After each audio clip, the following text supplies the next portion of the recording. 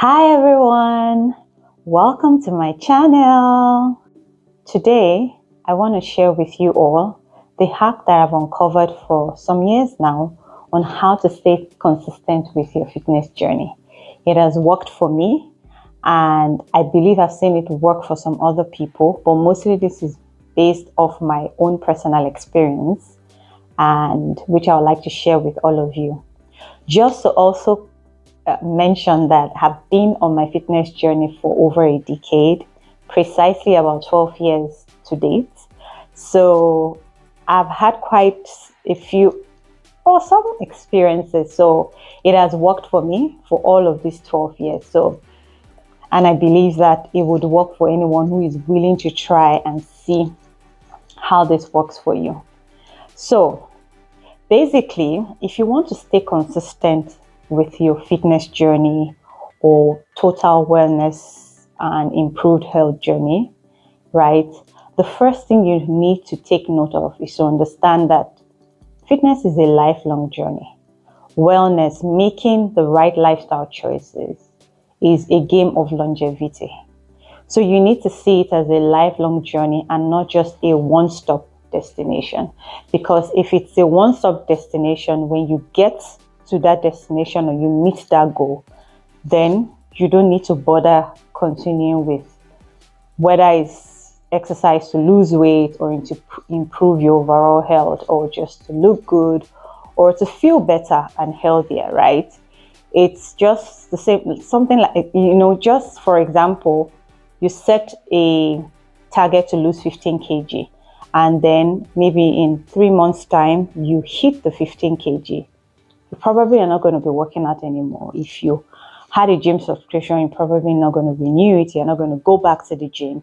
Or if you're working out at home, you will not be motivated to do any more exercises because, hey, I've reached my goal. That was the main reason why I started this. So if you look at it as a lifelong journey to say, this is what I'm going to be doing for the rest of my life, right? Because I want better health. I want to look good. I want to feel good.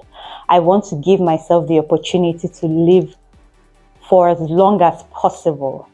Yes, I understand that we don't control our lives, right? It's in the hands of God.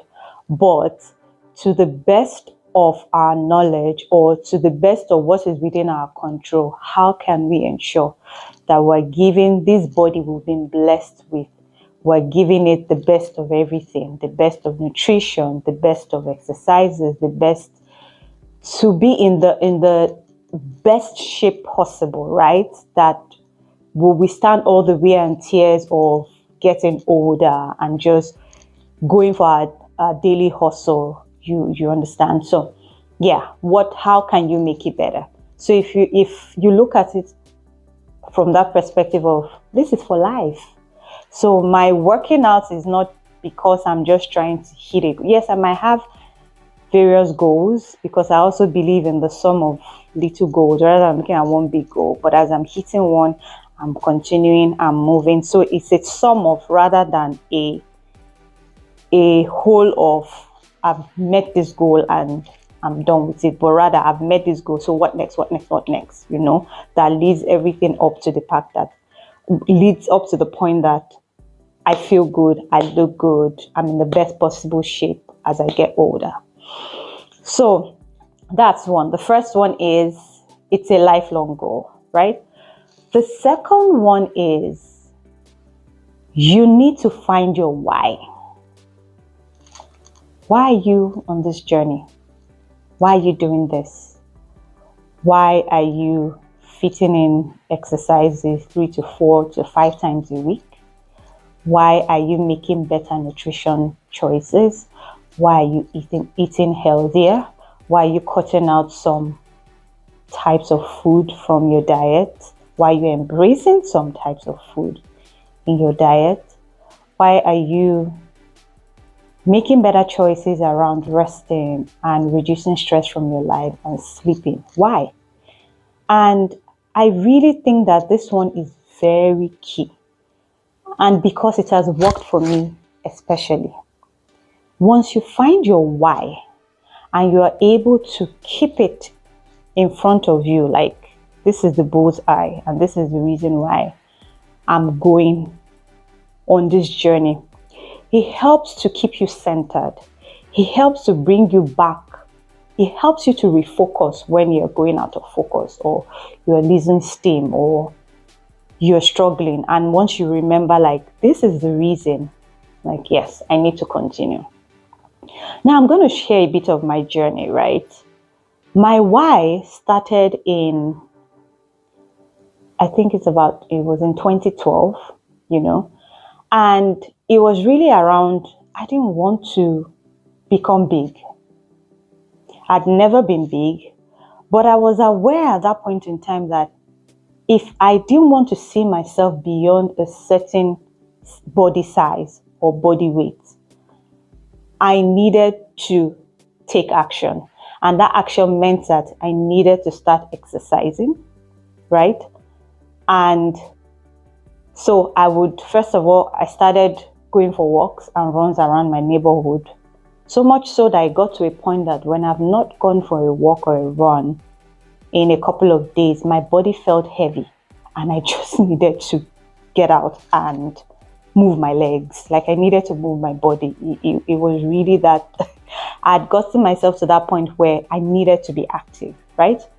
And then eventually I registered in a gym, and I used to go to the gym on the way back from work. It was a bit of a distance from home, very far, but it was convenient because I had a car. If I didn't, it wouldn't have been as convenient as it was. So I would go to the gym, stay there until maybe 7:30 before I started coming home. So this is PM, by the way, before I started coming back home. Fast forward to about 7 years later, in 2019, my why changed. I moved to South Africa in 2019 on a work transfer for 1 year. And I discovered the fitness culture in the country.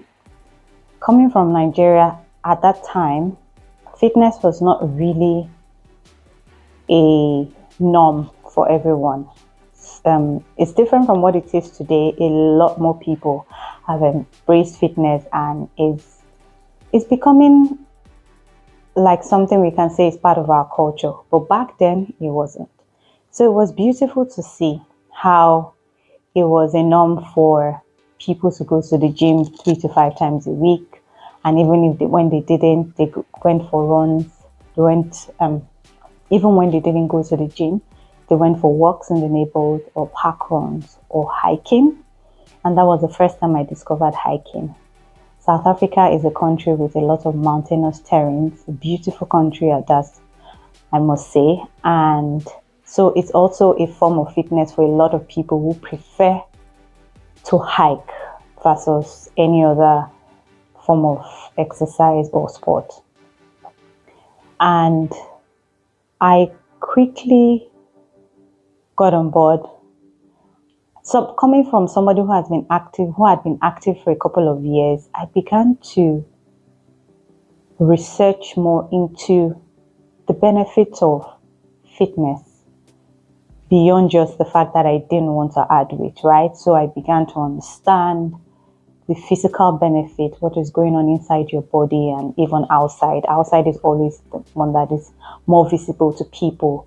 But when you are working out, eating clean, you are giving yourself an opportunity to live longer, to be in the best health possible, right? And so I really embraced it. I went hiking for the first time in South Africa, in Johannesburg, and I went a couple more times in Cape Town and a couple more places before I came back home. And I embraced yoga also that same year. And one of my favorite yogi on YouTube is Yoga with Adrienne. I really like her practice, and it's my go-to.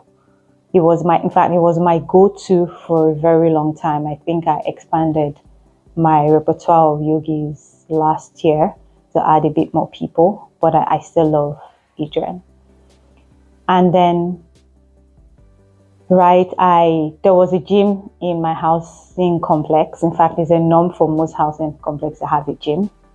Maybe not a norm, but like it's not it's not surprising to find a gym in a housing complex, a small gym. And so I would go there every morning or after work, depending on what my schedule for the day is. I would work out and use all of the equipment or most of the equipment in there and do my regular exercises. I also was able to experience the gym culture in South Africa, especially when one of my colleagues offered me her guest pass a couple of times to come to her gym. And there I was able to use a lot more equipment than I will have in my home gym and attend a couple of classes. I particularly like Strong by Zumba. I really enjoyed the yoga class when I attended it, I think once or twice, and a couple more classes. So it was a great experience for me. And then I think it was a few years after that, specifically in 2021, my why evolved again, right?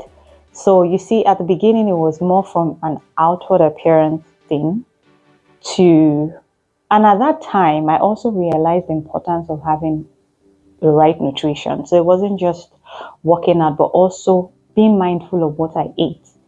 Even back then in 2012, I was quite intentional. I tried to cut down on a lot of white carbs, and ate more vegetables and complex carbs and protein. Even as far back as then, I was quite intentional, right? And so in 2021, my why evolved again to now a mental health benefit point of view. So I realized how going to the gym and working out was the best and fastest way for me to distress after work. It worked like magic. You would just take off my mind from work, even if I was under pressure or like someone got on my nerves or I was feeling some type of way. As long as I walked into that gym and there was music and I started working out, you will see me smiling like a Cheshire cat. I hope I put that way. Well, like I'm so happy. It's as if someone just gave me, every time I'm in the gym, it's like someone just gave me a happy pill to take at the door of the gym. You should see me in the gym. I'm like the happiest child on earth, right? And so I would forget about all my responsibilities, my worry, whatever. At least for the rest of the day, I will pick up from where I stopped the next day. And he was like, oh, wow, and yeah, so it was obvious. Imagine if you can go to the gym and work out and your mental health is in a great place. Why wouldn't I want to do this as often as I can? So it was a great discovery for me, right? And so this has been my own personal journey, right? And I think altogether, just marrying all of these different ways that my whys have evolved is just, I think for me today now, if you ask me what my why is, I will tell you that I want to give myself the opportunity to be my best self when I'm 50, 60, 70, 80, 90, even 100 years old. I want to be my best self. I want to look my best. I want to look my best. I want to feel my best. I want to still be as active and as athletic as I am today. I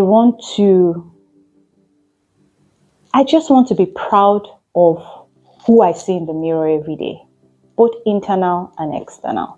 So that is why every day I am making that conscious decision to say, I am going to work out, I am going to eat right, I am going to try and get enough rest, I'm going to try and see what I can do to cut out as much stress from my life, which is not easy, because in the world that we live in today, there's so much going on. There's always one negative news. There's always something going on, even in the country we live in or you live in, some economic situation, some political situation. There are a lot of things that can make you just want to,